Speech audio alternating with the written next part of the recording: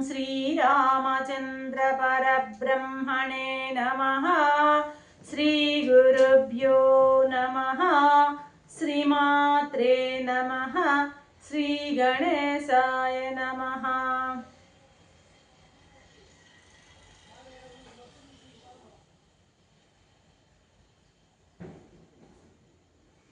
ప్రియాత్మ బంధువులారా, యోగ వాసిష్టం నిర్వాణ ప్రకరణము 502వ భాగం. నిన్న ఈశ్వరుడు వశిష్ఠ మహాదేవునికి పూజ అంటే ఏమిటో వివరిస్తూ అంటున్నారు. అయ్యా, పూజ అంటే ధ్యానమే అన్నారు నిన్న.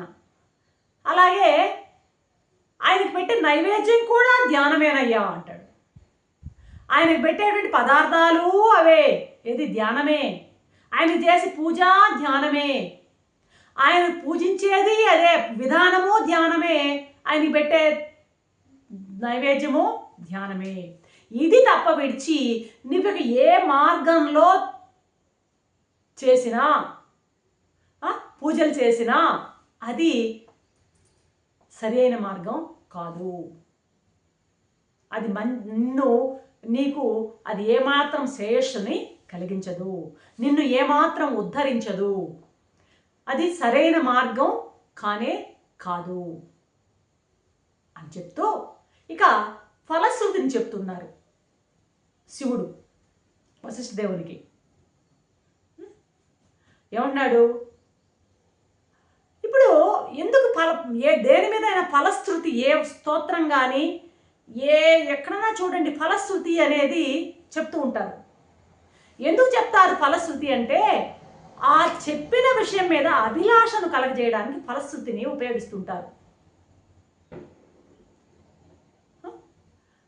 ఇప్పుడు దాని మీద మన గురి కుదిరి దాన్ని ఖచ్చితంగా మనసుకు పట్టేందుకై ఈ ఫలశ్రుతి మనకి ఉపయోగపడుతుంది అన్నమాట. సరే, ఏం చెప్తున్నారు ఫలశ్రుతి? ఈ పద్ధతిలో నేను ఎలాగైతే గత 2-3 ఎపిసోడ్లో ఎలాగైతే చెప్పినామో ఆ పద్ధతిలో కనుక నువ్వు ఒక 13 నిమిషాలు సేవ చేసినట్లయితే, ఈ ఆత్మ పూజ చేసినట్లయితే గోదాన ఫలం వస్తుందట. ఫలశ్రుతి చెప్తున్నారు, గోవుకు దానం ఇచ్చినటువంటి ఫలం వస్తుందట. ఒక గడియ సేపు కనుక ఆ ఆత్మ పూజ చేయగలిగితే 1000 అశ్వమేధ యాగాల ఫలం వస్తుందట. అశ్వమేధ యాగం అంటే చాలా గొప్ప ఫలము అనడానికి అశ్వమేధ యాగం అంటారు. 1000 అశ్వమేధ యాగాల ఫలం వస్తుంది ఒక గడియ సేపు ఇలాంటి ఆత్మ పూజ నువ్వు చేసినట్లయితే. కాబట్టి ఇది ఒక గొప్ప యోగం అయ్యా, దీనికి మించినటువంటి ప్రక్రియ అసలు లేనే లేదు. ఇప్పటి వరకు నేను చెప్పింది నీకు అర్థమైందో లేదో, కేవలం బాహ్య పూజ ఇది. ఇకపై అంతర పూజ అంతరంగికమైన పూజ ఏందో చెప్తా విను. ఆ శివతత్వాన్ని సర్వత్రా పరుచుకుని ఉన్నట్లు చూడు. ఏంటి? సర్వత్రా పరమాత్మతత్వం పరుచుకుని ఉన్నట్లు చూడు. సరే, సర్వత్రా ఎప్పుడు చూడగలవంటే మొదట నువ్వు నీ శరీరంలో ఒక శివతత్వం ఉన్నదని తెలుసుకో. ముందు దీని ఇంట కలిసి రచ్చగెలువు. ఈ శరీరంలో ఒక శివతత్వం ఉన్నదని తెలుసుకో. ఏంటి ఆ తత్వం? పరమాత్మతత్వం ప్రత్యేక రూపంలో ఉన్నది, ఆత్మతత్వం ఉన్నదని తెలుసుకో.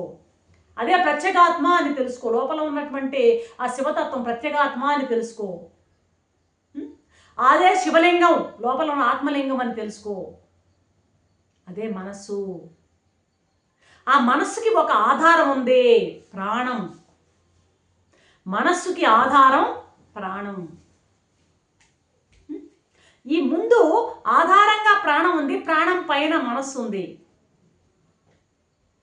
ఆ మనసులో ఏమున్నాయి? వేరే ఆలోచనలు. శివలింగం రూపం కూడా అంతే. పానవట్టం ప్రాణము, పైన ఉన్న లింగాకారం మనస్సు. ప్రాణం మీద ఆధారపడి మనస్సు ఉంటుంది. ఆ లింగం చూపించేది ఏదంటే ప్రత్యేగాత్మని సంకేతం అంటారనమాట. లింగాకారం, శివలింగాకారాన్ని. పానవట్టం ప్రాణం, మనస్సు లింగాకారం. ఇవి రెండూ కలిసి మనసు ప్రాణం, ఈ జీవాత్మ దేన్ని చూపాలంటే పరమాత్మని చూపేదానికి సంకేతము అన్నదానికి లింగాకారాన్ని చెప్తుంటారు. ప్రాణం ఉంది, దానిపై మనసు ఉంది. ఆ మనసులో వేరే ఆలోచనలు లేకుండా, ఆ మనసు నిష్కల్మషంగా ఒకే ఒక ఆలోచన ఉండేటట్టు చూసుకో. ఆ మనసులో పిచ్చి పిచ్చివి రకరకాల వికల్పాలు లేకుండా కేవలం ఒకే ఒక ఆలోచన. ఏంటది? కేవలం అది బ్రహ్మాకార వృత్తే. ఆ బ్రహ్మాకార వృత్తే శివలింగం.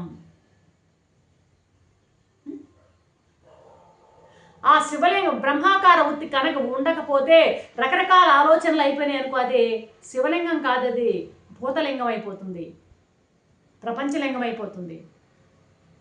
అంచేత బ్రహ్మాకార వృత్తి అనే దాన్ని లోపల ఎప్పుడు నువ్వు పట్టుకుని ఉండు. అర్థమైందా? కాబట్టి ఆ ప్రాణం ఆధారం అన్నమాట దీనికి, మనస్సుకి. సాధన చేసినంత కాలము ఆ ప్రాణాన్ని ఉపయోగించుకో. ఇప్పుడు చూడండి, శరీర మాధ్యం కలు ధర్మ సాధనం అంటారు. శరీరం అంటే ఇక్కడ ఏంటంటే ఈ శరీరం అని కాదు, ప్రాణాన్ని. ప్రాణం అనేది ప్రాణం ఉంటేనే మనసు పనిచేస్తుంది. బ్రతికనంత కాలం ఆ ప్రాణాన్ని ఉపయోగించుకో. మనసు పనిచేయాలంటే ప్రాణం ఉండాలి, ప్రాణాన్ని ఉపయోగించుకో. దీపం ఉండగానే ఇల్లు చక్కబరుచుకో. ఆ మనసు పరిపర విధాలా పోతూ ఉంటుంది.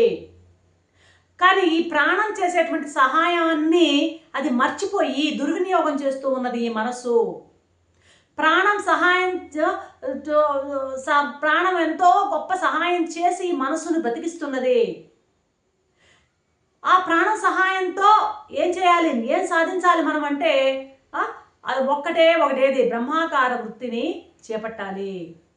ఏకైక తత్వాన్ని మనసులోకి తెచ్చుకోవాలి. బ్రహ్మాకార వృత్తి అంటే సర్వము బ్రహ్మమే, అంతా బ్రహ్మమే అన్నటువంటి ఆలోచన బ్రహ్మాకార వృత్తి.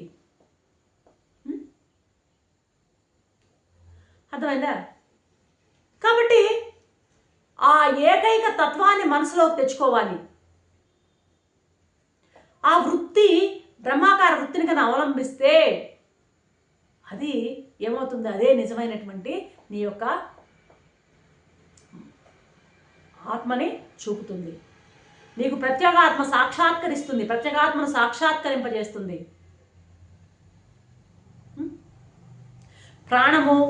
ప్రాణం మీద ఆధారపడి మనోభావాలపై ఆధారపడి మనోభావాలపై ఆధారపడిక ప్రత్యేగాత్మ